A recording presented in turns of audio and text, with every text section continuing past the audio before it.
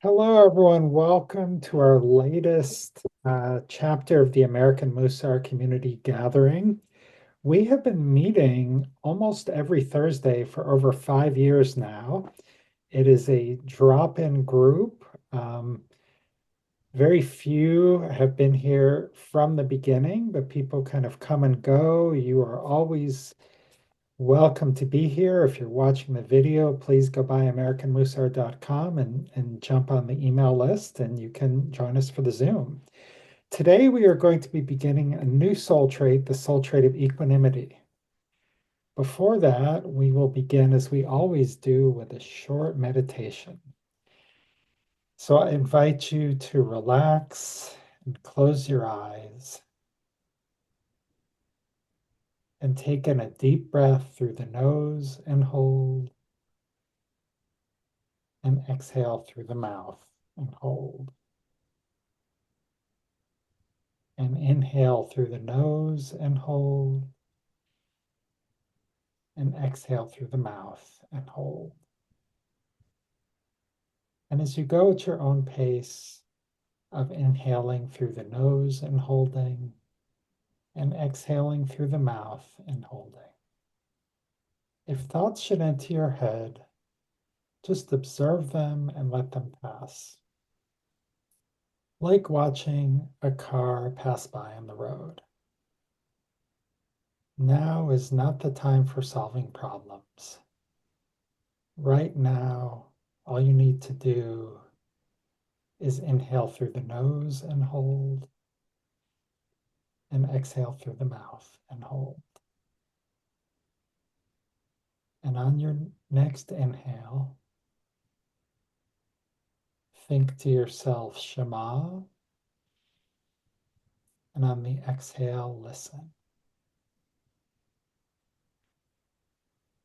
Shema, listen. In Shema, we're listening deeply, without judgment, without offering advice. In Shema, we are listening with an open heart. Shema, listen. And when you're ready, you may open your eyes.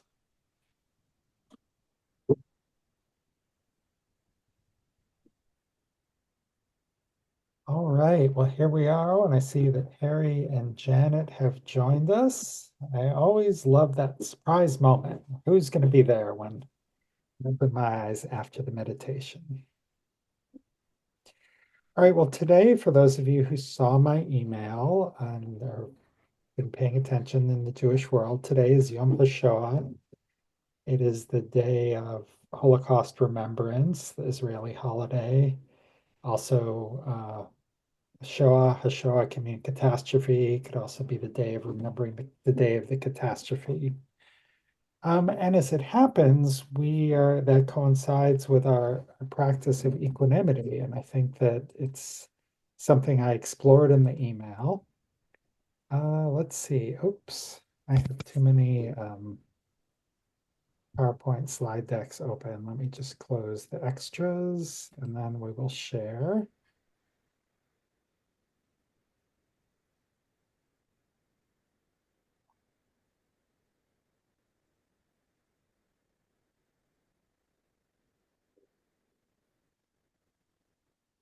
There we go.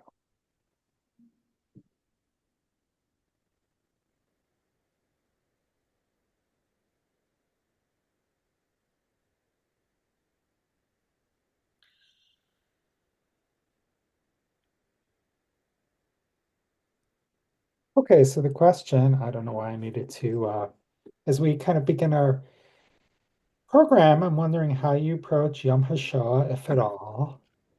Or if you prefer, you can kind of check in about your Mussar practice or kind of what has been up for you this week. So I'm going to stop the share and open the floor.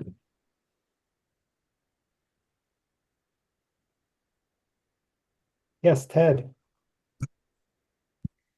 If I may, is there a double echo on me? No. Okay. When I was reading both the book on equanimity and the comment you had made about being shocked at somebody's statement about the murders that occurred during the Holocaust, there was something that I wrote a long time ago, um, that I sort of want to share. I'm hoping it won't be too long. And then I want to say something at the end because that's going to be what I want to say about equanimity, um, which I think is the important part. If it gets too long, stop me. Okay. So yeah, or maybe pick the most important parts. Right. It doesn't matter. You're going to get the theme and you're going to get the tone right away from the first line. Okay. This was written by hand on an Apple with my Apple pen, so bear with me. Uh, a curse on you, says the Lord. Your children will be devoured, your grandchildren will worship trinities and idols. You will be thrown out of your land, says the Lord. You will know hunger and disease. Why will I curse you, says the Lord? Because you have not remembered your sin. Still, you hate each other. The more I give you, the prouder you become, the more you hate your brother. The brother by blood may wear different clothes and eat different food for what he for that you hate him. Your hate flares. But my prayer is better, you say, as if you know prayer.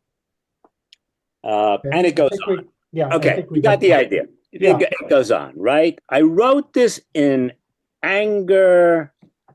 I wrote this because in my community, um, it's very divisive. There was a time that one synagogue did not speak to another synagogue, and still there are differences.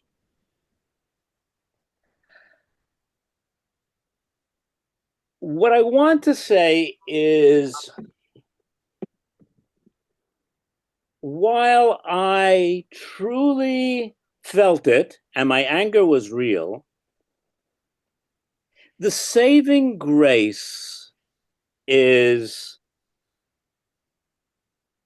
I'm not a magician. I'm not a superhero that things come true. I don't have an exact dialogue with God. I didn't expect this to be listened to. This is me letting off some steam, knowing full well that it's only writing in my journal. That's all it is. Um, I don't wish it to occur. I would be horrified if anything like that would occur. And I know that I have no influence. Um, it is me simply expressing myself, and afterwards I can let it go because I have no influence. That's the best answer I have. It's not, Thank you, Ted. I'm not expecting it to occur, right? I mean, I'm just some poor schlub, Yeah. writing in his journal. Um, gives me an opportunity. I'm really pissed, right? But I also know that nothing will come of this. And I think that's an important factor in equanimity. Um, being aware of who I am, Yeah. and I'm not that important. Um, Thank you, Ted. right. Sue. We're all important. You're important. Thank Okay, you, so but you're not welcome. super important. Okay, so I was going to give an update on what I did started last night for Holocaust Remembrance Day. Was to I have a big community on Facebook, so I posted about the day. Never again. We must remember. And I noticed I used the word, it was interesting, Greg, because in your email to us, you talked about the word murder. And I noticed I've been posted before and I used killed, but this year it just came to me, murder. And so I used that word. And it's always a good forum to remind people. I have people Jewish or not Jewish on Facebook. So, and then I did something very different this year.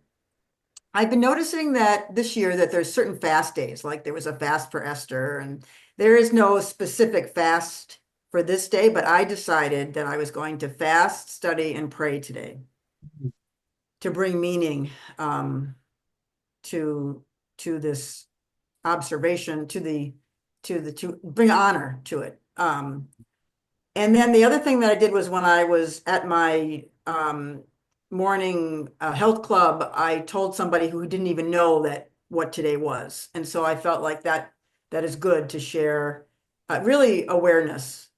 So there you go. Thank you, Sue. Wendy. This may seem strange. Yom HaShoah is so important, and I'm so glad it is observed. To me, it shows who we are as a people, and it gives hope to the rest of the world.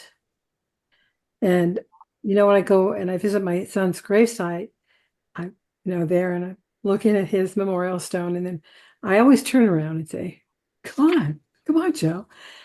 And the other memorial stones on the back of them have listed all the names of family members who were murdered in the Holocaust. And I'm so glad to see them.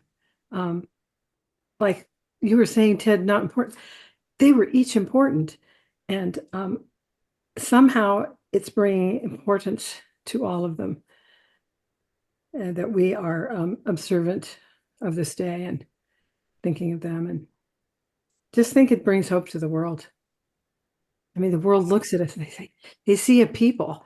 They see a people who maybe disagree all over the place.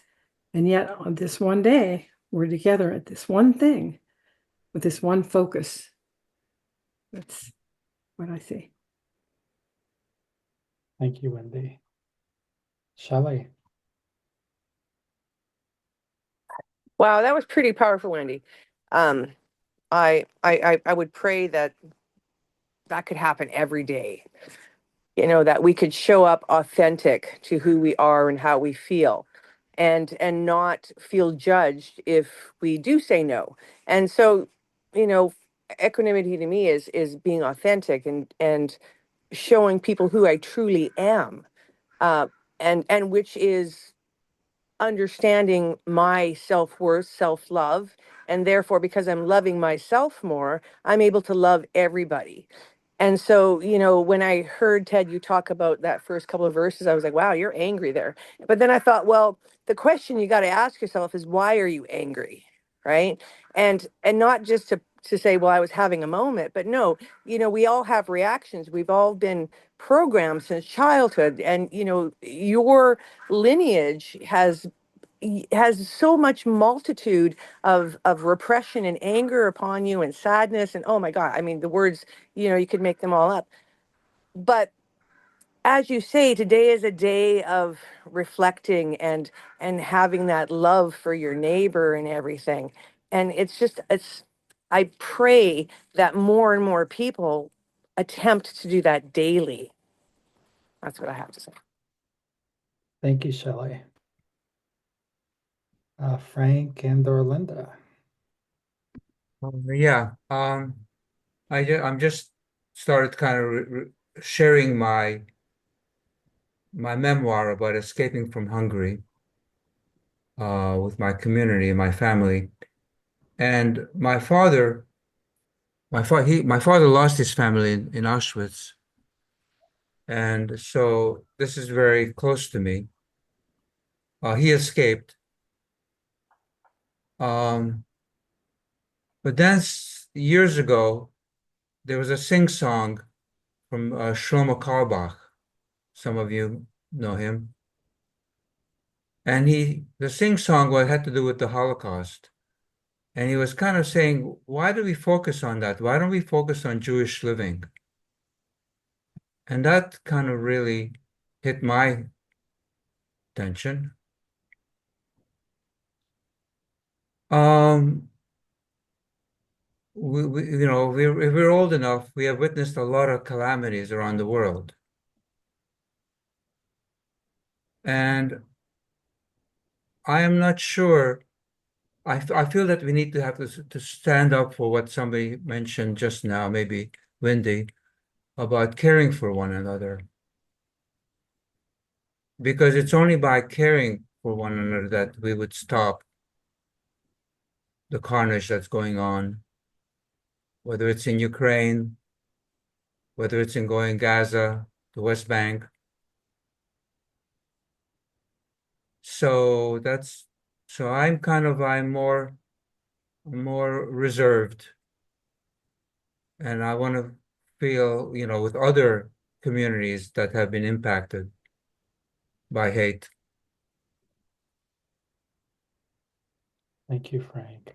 Are there other people here who have direct parents or grandparents who escaped or are survivors? Harry and Ted. Well, let's just to Harry and Ted and Frank, let's all just take a moment to send them some extra comfort.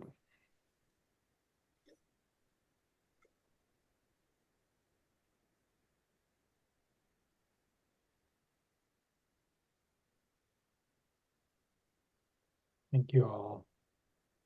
Bonnie, you're up next, and then Harry. So we do a community Yom Hashoah program, and there wasn't an empty seat. And instead of facing the long, narrow part with the stage in front, they did the wide part, which was very interesting. And in that, I had a very small part. All of us who were past presidents of Federation or JCC were given a part. But 21 years ago,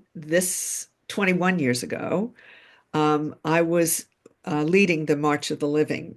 If you're not familiar with it, it's an amazing, amazing program. And I was leading it with another woman who had been a parent with me at the day school.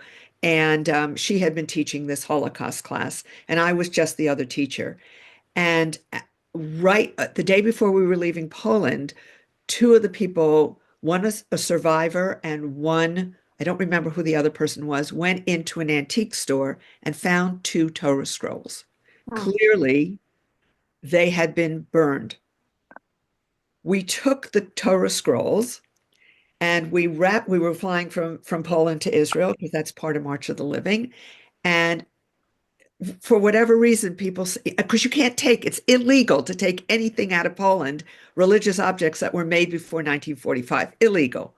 So here we have all these high school kids and Helene and myself, and each kid wrapped the Torah in their talit that they had brought with them, and we put them in a duffel. And they made it to Israel. They were looked at in Israel, brought back to the United States. San Diego Jewish Federation took one. We took one in Silicon Valley. And we had a big raiser for repairing the Torah. And in every synagogue and agency in the South Bay is a piece of that burned Torah. And when you look at the Eitz Chaim, you see that one of them is burned and it wasn't repaired. And it's used. In fact, I read from it for the 50th anniversary of becoming a bat mitzvah. And all of the amazing programming last night, that stood out for me because there were two now adults who were on that, who were 16 years old. And 21 years later, they were talking about their experience. And that really resonated for me. And I wish I could have videoed it for all of you to see because it was amazing. Thanks. Thank you, Bonnie. Wow, that story just brings me chills. Harry. Yeah. Hold on. Can you hear me? Yes. Okay, great. Yeah, I'm a second generation survivor. I was born in a displacement camp in Feldafing, Germany, and my father lost his wife and his child, and my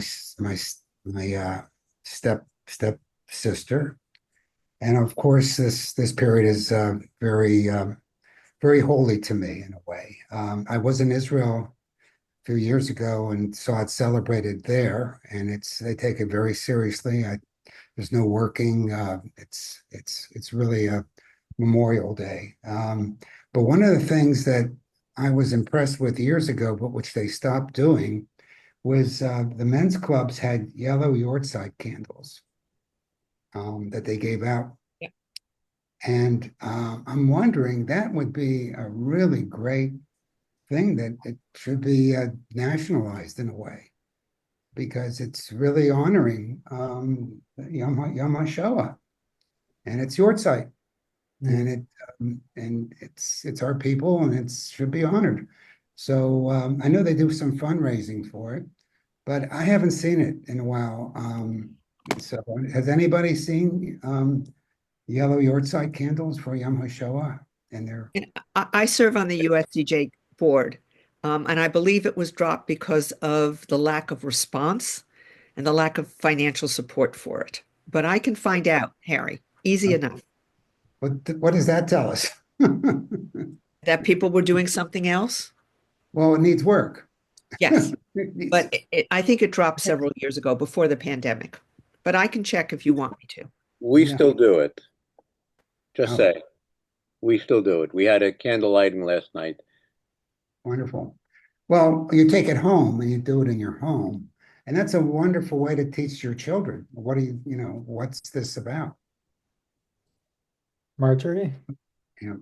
To add to this discussion, there is a virtual candle and there's a huge response for that, just as an alternative. And I'm a little nervous I don't burn candles here anymore. Even on Shabbos, I get a little nervous. I put them in the sink.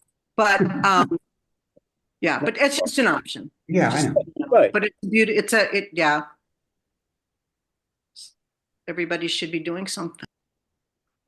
Yeah. I remember doing the virtual candle a couple of years ago, but I don't think I've seen it lately. Where is it? Do you know? Okay, it's not important. I got an email that said link here. Okay. And if I could find the email, I would somehow, maybe through Okay. Greg, we can, like, if there's correspondence going on, are you willing to do that for us? Sure. For Greg? We write you and then, Well, I would say maybe the best thing to do is just you and Ted can exchange contact information if you. okay. Well, Put it in the chat. how does a virtual candle work? You light it and it stays on your screen. Is that what it does? No, the one List that I remember. knows who light it.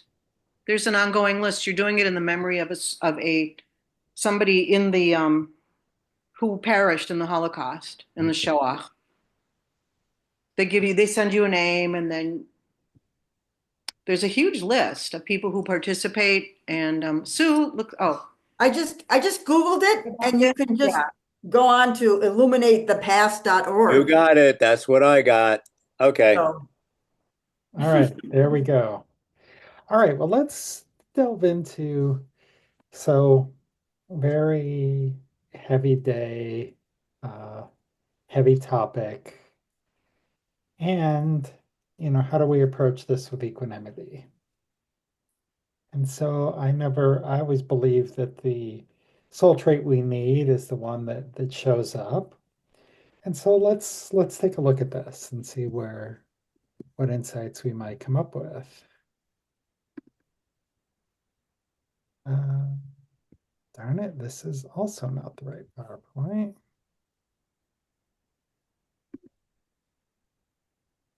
Yes, it is the right PowerPoint. Okay.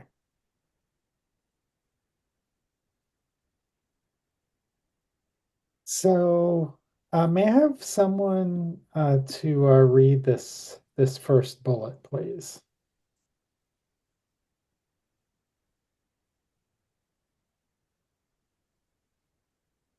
preferably out loud. Equanimity is a state of being through which a person can face any situation without being moved from a centered self. Thank you. Okay, so what is that speaking to? I will stop the share here. What does that sort of tell us about, what does that bring up for you, or how does that help define equanimity? Yes, Martin. Yeah, my thought is that each of us can decide how we react to any situation. Mm. We can choose to be angry, we can choose to be happy, we can choose to be peaceful. We all have a choice. If we're sane, we all have a choice. That's my answer to that. I would say, yeah, in theory, we do. Well, in reality, don't we have a choice? Not in theory, No, but in when reality. when I'm really worked up about something, I'd Yeah. like to think that I have a choice, but it could take a Yeah. little while to kind of get there. Okay, well, that's everyone has their own timeline. Yeah, indeed. Indeed. Thank you, Martin. Linda, Frank, and then Pete. It reminds me of the teaching of non-attachment Mm, that we learned from the East. And also, Thich Nhat Hanh, the Vietnamese monk, mm, talks about the half a smile. So when something difficult happens, half a smile. mm, When something uh, good happens, half a smile. And the idea is that each one of those asks us to reflect mm. rather than get emotionally drained. Thank you. Yeah, starting with reflection, that's absolutely part of being a centered self. Pete. Yeah, I didn't take it to mean that you have a choice between the extremes, but rather that you evaluate, where you stand and avoid the extremes, Mm, maintain equanimity. yeah. Yeah. It's I like that. And I think what I'm hearing you say is just having, a realistic appreciation from where you are and then trying not to kind of respond in an extreme way. Right. Yeah, thank you, Pete. Okay, Sue. I wanted to respond to two parts of the statement. First was to face any situation. I love to smile. And the facing the situation using another, in addition to smiling, silence or knowing when to speak and when to not speak, I think is really important to face a situation or a relationship in terms of community. And then the other part was the centered self. I love that, to be centered. It makes me think, be centered, core, all of the Mhm. things that, if we can, sometimes that makes you even sit up straighter, right? If you're thinking about being centered and not going one way or the other. We leaned at the Seder, we leaned to the left, but to be centered. I love the visual and the image of that. Great tie into the Seder. Yes, thank you. I love that sort of thinking about the core too. Someone who's recovering from a hernia operation, just realizing how much the core gets used in so many different things. Shelley. Um, so for myself, how I take that is actually how I am attempting to live my life right now. To be very mindful of my words, to be very mindful of when I even invoke the words I am, which is God. Because every time we say something, we're invoking God, and so negative or positive. And so I don't want to put negativity towards God, so I'm being very conscientious. And in that reaction, um, I understand when you said, Brad, or Greg, when you said that you get angry, right? How do you get out of anger? And and the first step is to recognize you're angry, right? And then just to pause for a second and say, well, what is this? Why am I angry? Is this a childhood imprint, or is this because I stubbed my toe today and my body's still, resonating with it? So, it's just to be mindful, and it's just to treat people how you wanted to be treated as a child and how you want to be treated as a person. And it's embracing everybody. And yeah, there's a lot of people out there that aren't with the light. They're not in themselves, they're outwards. And, really truly being authentic is to go through into your shadow and figure out what your triggers are and how you can become a better person. Okay. Thank you, Shelley.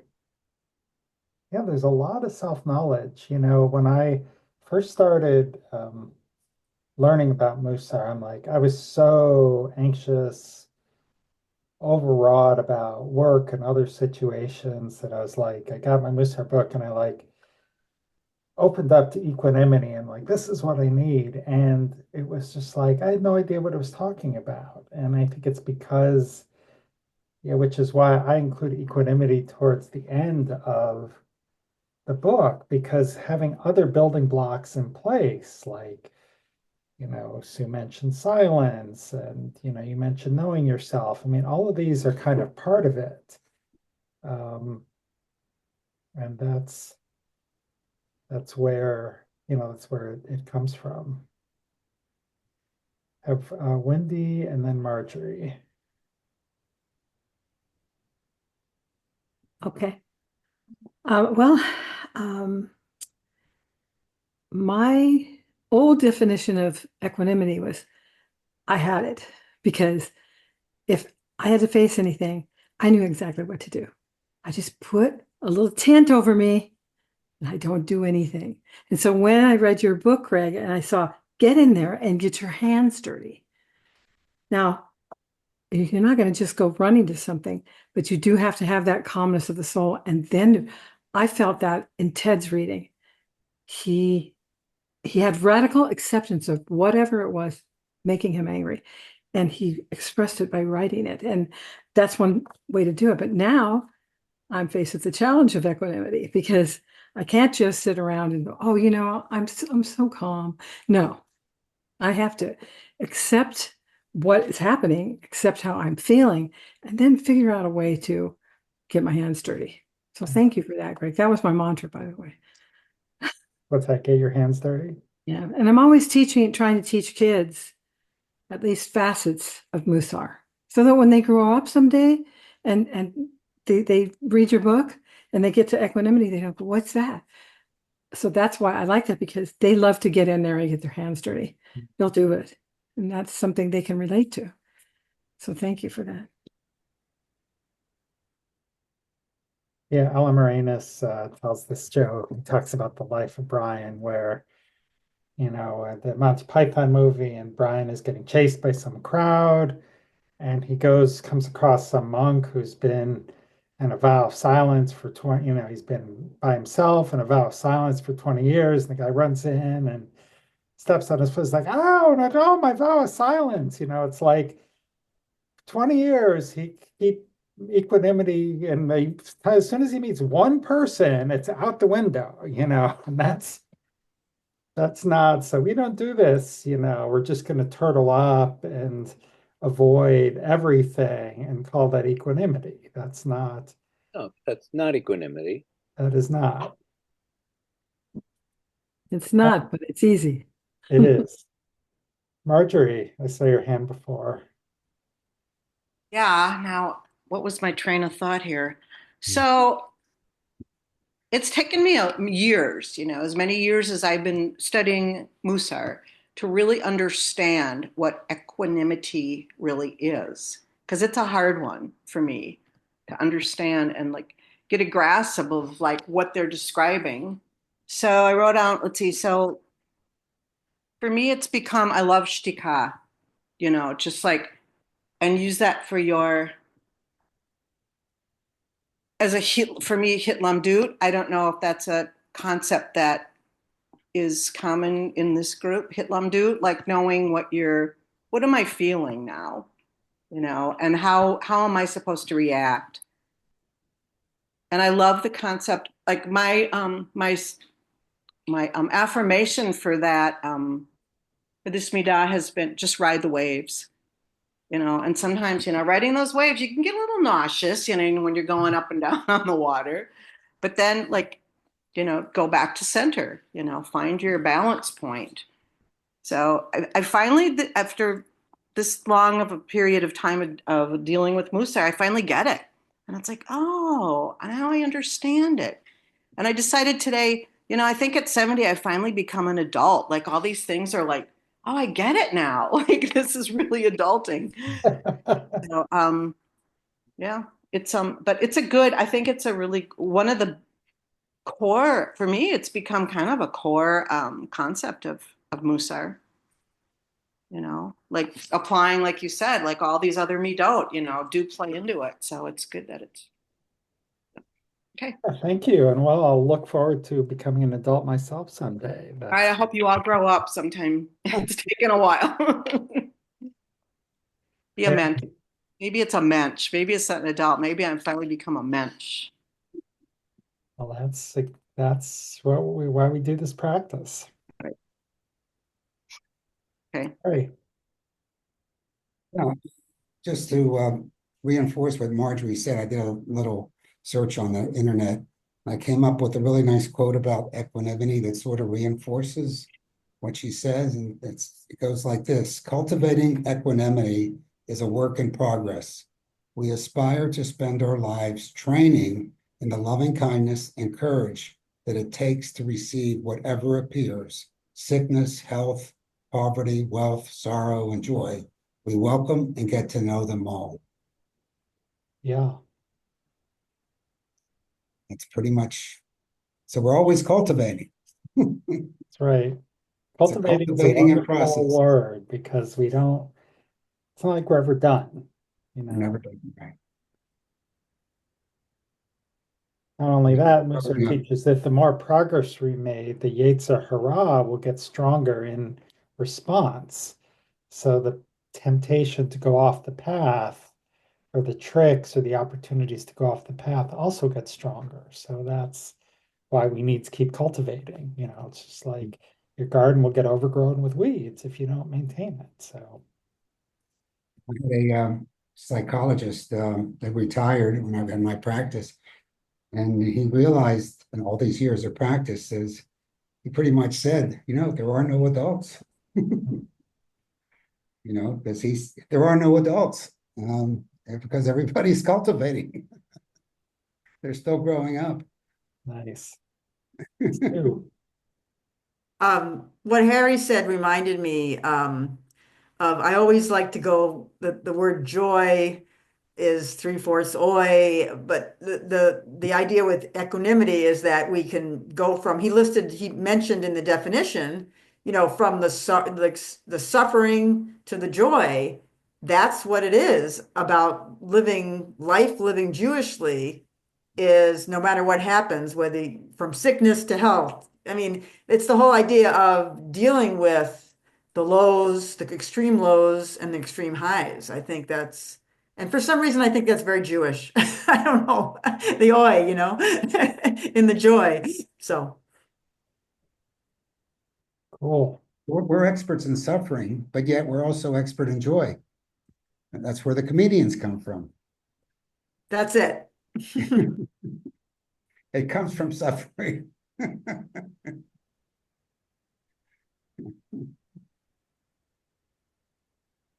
Okay, well, I see we got Martin, and then we're going to go to the breakout rooms. Harry mentioned cultivating, so perhaps it's wise to consider having crop insurance. So perhaps Mussar is a form of crop insurance. It is. I like that. Yeah. It's good to have more than one approach. Well, I've gone back and forth on what I wanted to do in the breakout rooms today, but I think I'm going to keep it really simple. We'll probably be doing 3 weeks of equanimity.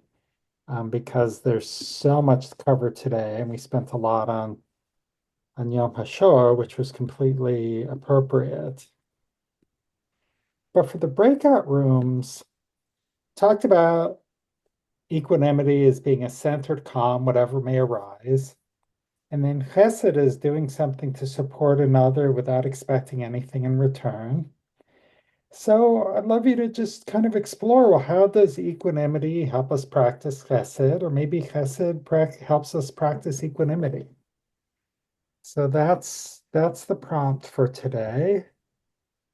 I will stop the share.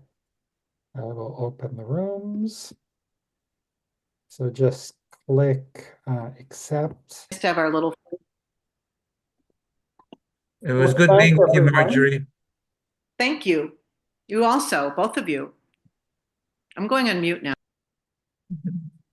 So, would anyone care to share an insight or something they came up about equanimity and chesed or some other topic? Yes, Wendy. Well, the three of us talked for quite a while about equanimity and about chesed and talked and talked. And we came up with a conclusion. This is rare in a breakout room. Yes. Okay. The two are interwoven. You can't have one without the other. There you go. Could you explain a little bit more? Like, why not? I knew you were going to ask that, Greg. I hope that your seminar goes really well. I can't explain it. No, it's too complicated. Okay. I'm now turtleizing. I'm famous. Understood. Okay. Well, it sounds like it was a meaningful discussion, and I love the conclusion. And other folks. Yes, Karen. So I mentioned the seesaw and the center being equanimity.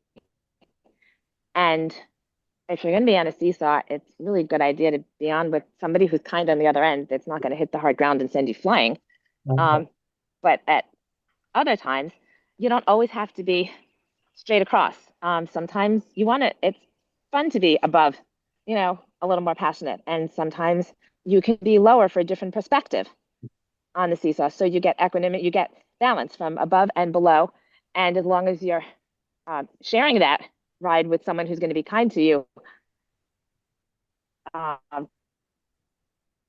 it usually ends well.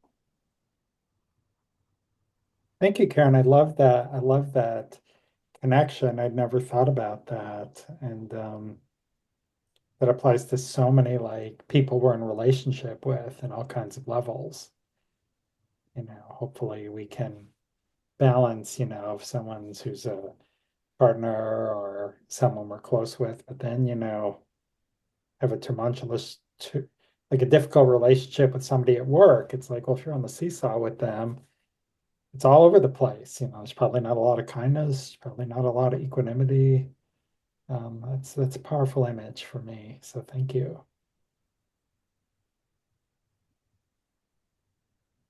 Pete, I saw you unmute and open your mouth.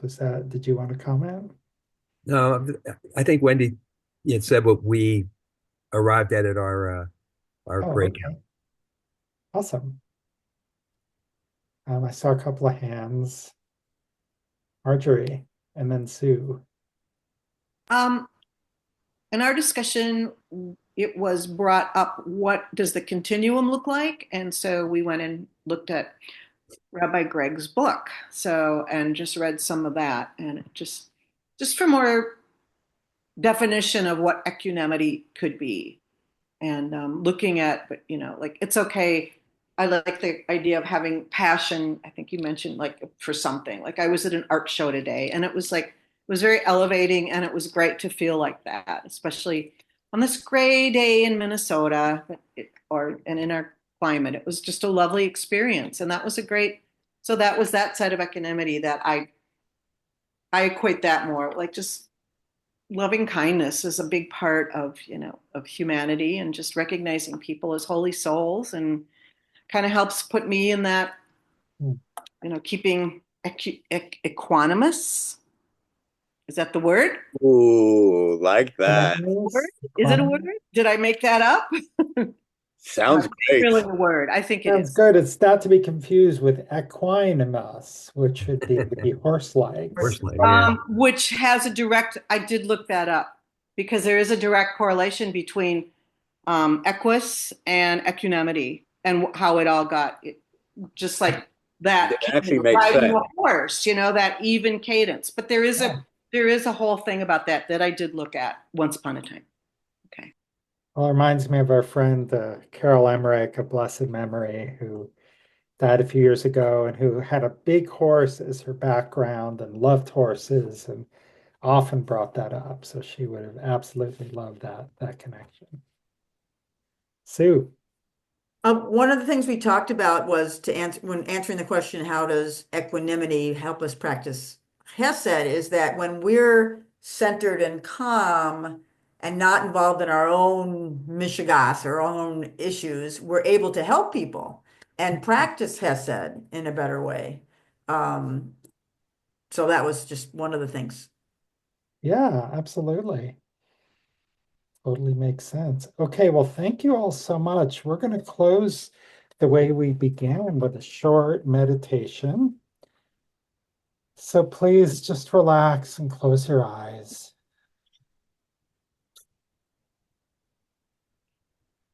And take in a leisurely inhale and a leisurely exhale.